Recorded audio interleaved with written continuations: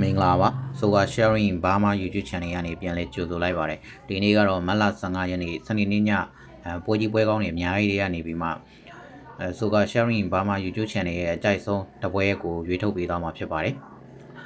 မနေ့ကမတ်လ14ရက်နေ့မှာတောက်တန်ညာပွဲ3ပွဲတွေကနေပြီးမှဂျီရိုနာလက်ရှိပွဲကိုရွေးချယ်ခဲ့တဲ့နေရာမှာဒါလွဲလျှော်ခဲ့တယ်ပေါ့နော်ဂိုးလည်းပေါ်သွားခဲ့တယ်အဲ့ဒီအတွက်ထိုးသားတွေနစ်နာခဲ့ရတယ်ပေါ့နော်ကျွန်တော်ရဲ့စိတ်ကြိုက်တိုင်းလိုက်ထိုးတဲ့ညီကိုတွေနစ်နာခဲ့ရတယ်အဲ့ဒီအတွက်လည်းအများကြီးတောင်းပန်ပါတယ်တောက်ကြညဆိုတော့ပွဲနေတာတွေပါတယ်ပေါ့နော်ဒီနေ့စနေနေ့ညမှာပွဲအများကြီးတွေကနေပြီးမှကြေးအောင်နိုင်ကြီးအားကောင်းတဲ့ပွဲအကြိုက်ဆုံးတစ်ပွဲကိုရွေးထုတ်ပေးသွားမှာဖြစ်ပါတယ်အဲ့ဒါဆိုတော့စလိုက်ကြမယ်နော်ကျွန်တော်ဒီနေ့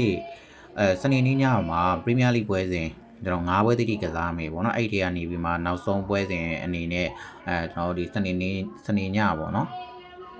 စနေည7နာရီမှာကစားမယ်ဘုံမောင်းနဲ့ Brentford ပွဲစဉ်ကိုသုံးသပ်ပေးကြပါတယ်ဘုံမောင်းနဲ့ Brentford ပွဲစဉ်မှာဆိုရင်ကျွန်တော်တို့ဒီကြေးနေထားရကတော့ Asian ဘုံမောင်းအသင်းကနေပြီး 1.50 ကိုပေါင်းကြီး3.40နဲ့ဖွင့်လှစ်ထားတယ်ပေါ့နော်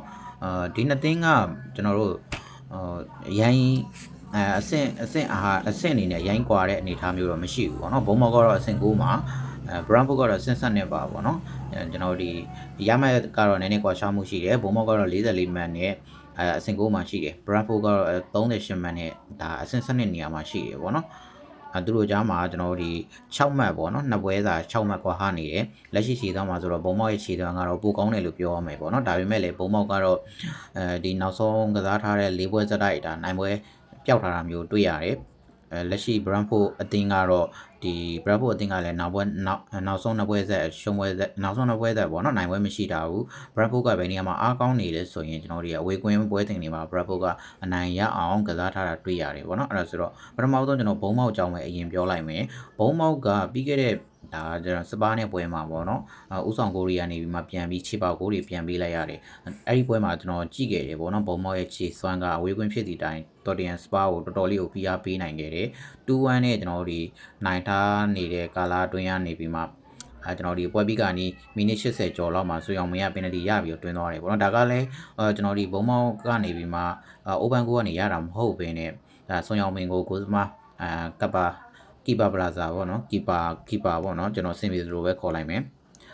ဒီကီပါဘရာဇာကနေပြီးမှ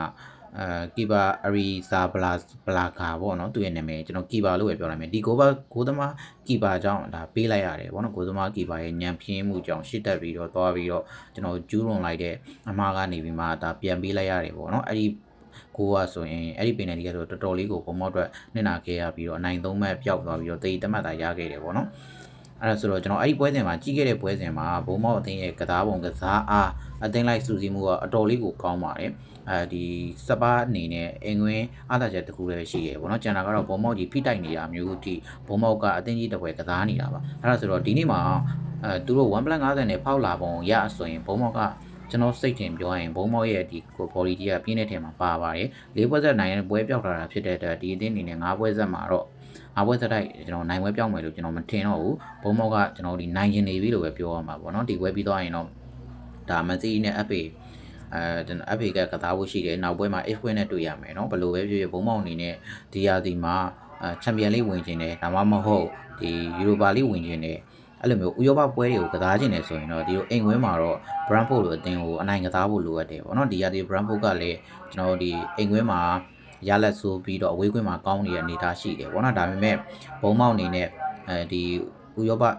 ချန်ပီယံလိပွဲကစားခြင်းတယ်ဆိုရင်ဒီနေ့ညလိုပွဲမျိုးမှာအိမ်ကွင်းမှာအနိုင်ကစားဖို့လိုအပ်တယ်ကျွန်တော်ကြေးအနေနဲ့လည်း 1.50 အထိပေါ့နော်ဟိုနိုင်တာနဲ့ပြားဝက်ပဲတကူနိုင်တာနဲ့ပြားဝက်ပဲရမယ်ဆိုတော့ဖွင့်လှစ်မှုကအတော်လေးပြင်းတယ်လို့ပြောရမယ်ပေါ့နော်နောက်တစ်ခုဒီနှစ်သင်းရဲ့ပထမကြော့မှာဆိုရင်လည်းဒါ Brentford က3-2ဆိုပြီးတော့သူ့အိမ်ကွင်းမှာသွားနိုင်ထားတာဖြစ်တဲ့အတွက်ပထမကြော့ရလက်ကိုဘုံမောက်အနေနဲ့ခြေဖြတ်ဖို့လည်းလိုတယ်ပေါ့နော်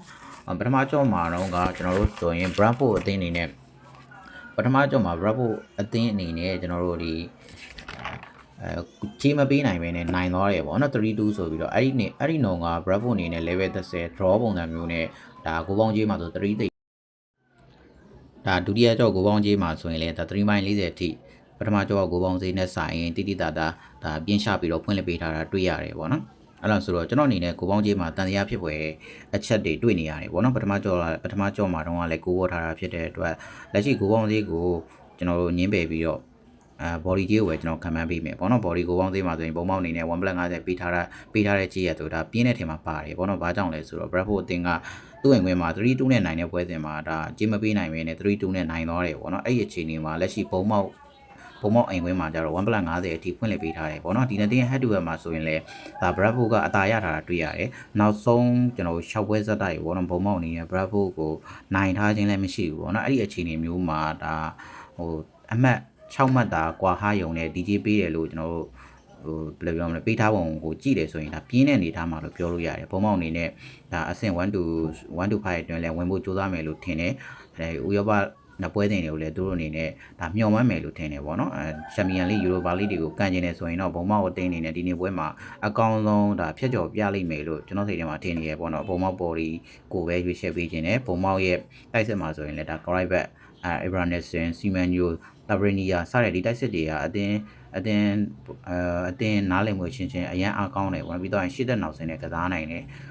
ကိုတကူရဖို့အတွက်ဆိုရင်ရန်ကြီးပူနေတာမျိုးမလိုဘူးပေါ့နော်အဲ့ဒီအတွက်ဘုံမဘော်ဒီကိုကျွန်တော်ကဦးစားပေးပြီးတော့ကြိုက်ပါတယ်ကိုပေါင်းနဲ့ဆိုင်ပေါ့နော်ဒီ Bradford တင်ကဒီရာသီမှာ